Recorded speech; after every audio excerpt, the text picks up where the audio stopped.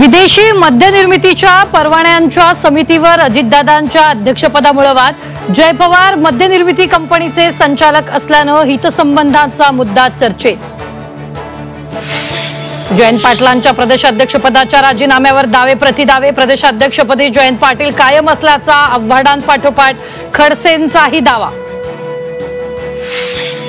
देवाभाऊ यांच्याकडे सर्व काही तरीही ते फोडाफोडी करतात। मातोश्रीवर पक्षप्रवेशावेळी उद्धव ठाकरेंचा मुख्यमंत्री देवेंद्र फडणवीसांना टोला।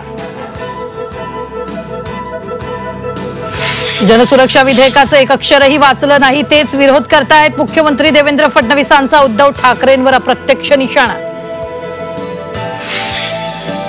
सरकारी वकील उज्ज्वल निकमांना राज्यसभेची खासदारकी। राष्ट्रपती कोट्यातून निकम राज्यसभेवर। निवडीनंतर निकमांनी मानले मोदींचे आभार। भाजपमध्ये निष्ठावानांची किंमत नाही का? पूनम महाजन आणि माधव भंडारींना उमेदवारी का नाही? काँग्रेस खासदार वर्षा गायकवाडांची निकमांच्या खासदारकीवरून टोलेबाजी।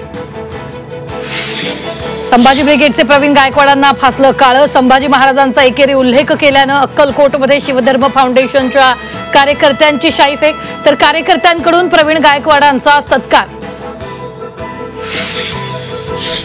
मुंबईत मरेण पण आरक्षण घेऊनच येणार, मनोज जरांगेंचा सरकारला पुन्हा इशारा। तर मराठा बांधवांचा मुंबईत 29 ऑगस्टला मोर्चा। शिवसेनेचे आमदार संजय गायकवाड यांना राग अनावर।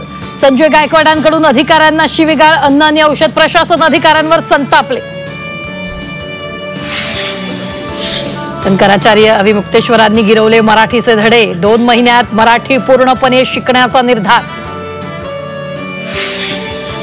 बदलतं हवामान, सततच्या पावसाचा कांदा उत्पादकांना मोठा फटका। 50% पीक खराब। सडका कांदा फेकून देण्याची शेतकऱ्यांवर वेळ। शाळेतच मुख्याध्यापकाची ओली पार्टी। झिंगाट मुख्याध्यापकाला रंगेहात पकडलं। परभणी जिल्ह्यातील खोखलेवाडीतल्या जिल्हा परिषद शाळेतील प्रकार। कारवाई होणार का याकडे लक्ष।